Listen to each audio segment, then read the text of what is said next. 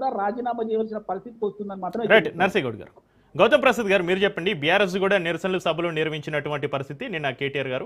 ఇప్పుడు కేంద్ర మంత్రి రాజీనామా చేశారు. అయితే జాతీయ స్థాయిలో మిగతా విపక్షాలతోటి కలిసి భవిష్యత్తులో పరీక్ష వ్యవస్థ పూర్తి ప్రక్షాళన కోసం పోరాడుతుందంటారా? చక్రి గారు, మీకు మన మిత్రులందరికీ కూడా గుడ్ ఈవినింగ్ అండి. చక్రి గారు, చాలా చాలా చాలా ఒక అంటే విచారకరమైన సందర్భం సార్ ఈరోజు. అంటే ధర్మేంద్ర ప్రధాన్ గారు ఒకవైపు రాజీనామా చేస్తే ఆ రాజీనామా విద్రోహ శక్తులు దీంట్లో చొరబడతాయి అని చెప్పేసి అనుకొని మేము రాజీనామా చేస్తున్నామని చెప్పేసి ఏదైతే ప్రకటన చేసినారో ఇది చాలా విచారించదగ్గది.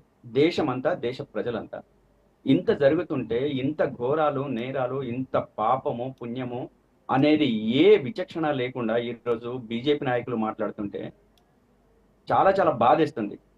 మనసంతా బాధ ఉంది. అంటే నేను ఇంతకుముందు సర్లే ఒక ఘటన జరిగిన తర్వాత దేశానికి మంచి జరుగుతుందిలే అని అనుకున్నాను నేను. కానీ ఇప్పుడు కూడా వాళ్ళ భాష మారలేదు, వాళ్ళ యాస మారలేదు, ఇతరుల మీద బట్ట కాల్చి వేసే సందర్భము మారలేదు. ఇంత దారుణమా, ఇంత ఘోరమా, ఈ రకంగానా? అంటే నేను తెలివి లేని వాళ్ళు మాట్లాడచ్చు, తెలివి ఉన్న వాళ్ళు మాట్లాడుతున్నారు, తెలిసిన వాళ్ళు మాట్లాడుతున్నారు, విజ్ఞానులు మాట్లాడుతున్నారు, విజ్ఞానవంతులు మాట్లాడుతున్నారు, విద్యావేత్తలు మాట్లాడుతున్నారు. ఇది దారుణం. నిన్నటిదాకా, ఈ రోజు దాకా కూడా ఇప్పటికీ కూడా వాళ్ళ ప్రచారం అంతా కూడా విదేశస్తులని కదా, విదేశస్తులు దీంట్లో చొరబడ్డారని, అదేవిధంగా పాకిస్తానీలు ఉన్నారని, బంగ్లాదేశీలు ఉన్నారని, లేకపోతే చైనా వాళ్ళు ఉన్నారని ఇప్పటికీ వాళ్ళ ప్రచారం కదా. మరి వాళ్ళు ఎందుకు విదేశస్తులతో చర్చలు ఎందుకు జరిపారు? విదేశస్తులు కదా. ఏం చేయాలి? విదేశస్తుల మీద సైనిక చర్య చేయాలి. సైనిక చర్య చేసి మన దేశం నుంచి పారదోరాలి. అట్లా కాకుండా వాళ్ళు ఈరోజు చర్చలు చేసిండ్రు అని అంటే వాళ్ళు విదేశస్తులు కాదని అర్థం కదా. అర్థమైనా కానీ ఈరోజు మళ్ళీ మీరు ఈ నాటకం ఆడతారా? ఈ రకంగా మాట్లాడతారా? ఇంత దారుణంగా మాట్లాడతారా? ఇంత నిస్సిగ్గుగా భారతదేశ ప్రజల ముందు మీరు మోకరిల్లి క్షమాపణ చెప్పాలి. భారతదేశ ప్రజానీకానికి మోకరిల్లి మీరు చెప్పాలి క్షమాపణ. అట్లా కాకుండా మళ్ళీ మొదటికి వచ్చి ఆనాడు రైతు ఉద్యమంలో ఉన్నారట, రైతు ఉద్యమంలో ఉన్నారని మీరు అంటున్నారు కదా. మరి ఆ రైతు ఉద్యమంలో తీసుకున్న గుణపాఠాలు ఇదే ఉద్యమంలో ఎందుకు తీసుకోలేదు మీరు? ఆ రోజు మీరు అంటున్నారు కదా ఆనాడు ఉన్నారని, మీరే 100% ఉన్నారని మాట్లాడుతున్నారు కదా బీజేపీ నాయకులు. ఆ రోజు మీరు ఎందుకు గుణపాఠం తీసుకోలేదు? ఎంతమందిని మీరు సరెండర్ చేసిండ్రు? ఎంతమందిని మీరు విదేశస్తుల్ని అరెస్ట్ చేసిండ్రు?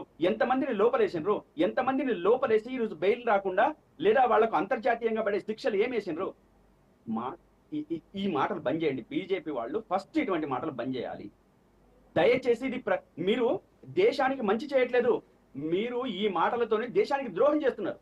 మీరు నిన్నటిదాకా ఇయ్యాల దాకా మాట్లాడుతున్నది వేరే వాళ్ళంత ద్రోహులు, మీరే మంచోళ్ళు అని చెప్పేసి మాట్లాడిన మాటలు ఏవైతే ఉన్నాయో ఇది కాదు ఇప్పుడు మాట్లాడాల్సింది. జంజీలు చాలా అప్రమత్తంగా ఉన్నారు, చాలా విషయాలు కనుక్కున్నారు.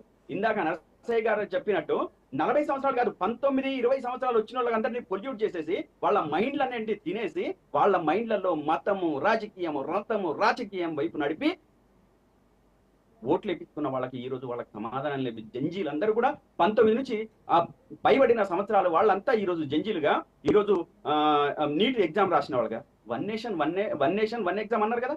ఆనాడు వన్ నేషన్ వన్ ఎగ్జామ్ వలన సమస్యలు వస్తాయి.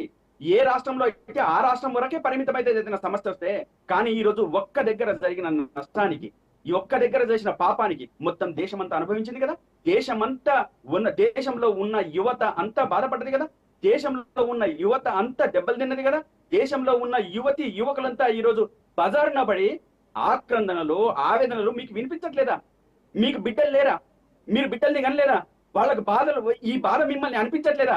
కళ్ళారా చూస్తున్నాను సార్. పోలీసులు అమ్మాయిల్ని ప్రైవేట్ పార్ట్స్ ఎట్లా పడితే అట్లా ముడుతున్నారు సార్. పాపం అనిపించట్లే మీకు? కనీసం నైతికత లేదు. పాపం పుణ్యం అనేది ఉంది కదా.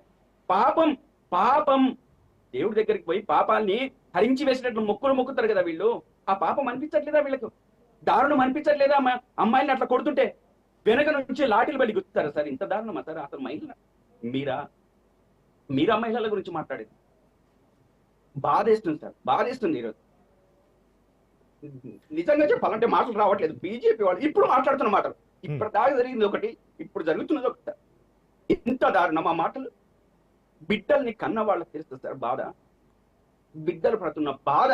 ఎస్ ఎస్ వాళ్ళు రాత్రింబవాళ్ళు ఈ రోజు ఫుడ్ సప్లై చేస్తే దేశంలో ఉన్న వాళ్ళు అక్కడ సిక్కులు, ముస్లింలు, హిందూ పూజ మన సన్యాసులు కూడా వచ్చి అక్కడ సేవలు చేస్తుంటే వీళ్ళకి వాళ్ళు కూడా విదేశాల్లో కనపడుతున్నారు సార్. ఇంత దారుణమా?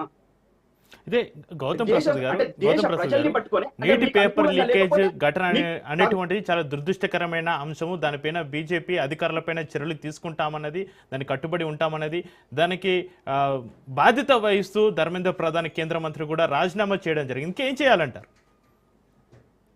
నేను అదే అంటున్నాను సార్, చేసింది కదా, దాన్ని ఎట్లా తీసుకోవాలి? హుందాగా తీసుకోవాలి. అవును, ఒక మిస్టేక్ జరిగింది, ఆ మిస్టేక్ జరిగింది కాబట్టి మేము దాన్ని సరిదిద్దుకోవడానికి ప్రయత్నం చేసినాం, ఆలస్యమైంది, మా నుంచి తప్పు జరిగిందని చెప్పేసి అంటే ప్రజలు క్షమిస్తారు సార్. కానీ గర్వాన్ని ప్రదర్శిస్తే, తప్పుడు దారిన మళ్ళా బట్టగాచి మీదేస్తే అది తప్పు అంటున్నా, అది రాంగ్ అంటున్నా. ఈ దేశ ప్రజలకు ఇవ్వాల్సిన మెసేజ్, సందేశం ఇది కాదు అంటున్నా. ఈ దేశంలో ప్రతి చోట ఏదో ఒక రాష్ట్రంలో తప్పులు జరిగితే సర్దిద్దుకోపోతే మరి చివరి ఫలితాల్లో వాళ్ళు ఓడిపోయినరు, వాళ్ళకి దెబ్బలు జరిగినాయి. మీకు అదే జరుగుతుంది ఈ రోజు. అంటే ఏ రాష్ట్రంలో జరిగినా, ఏ ప్రభుత్వంలో జరిగినా అది తప్పే. అది యువత యొక్క భవిష్యత్తుని క్వశ్చన్ మార్క్ లో పెట్టినట్టు, ఆందోళన నెట్టినట్టు.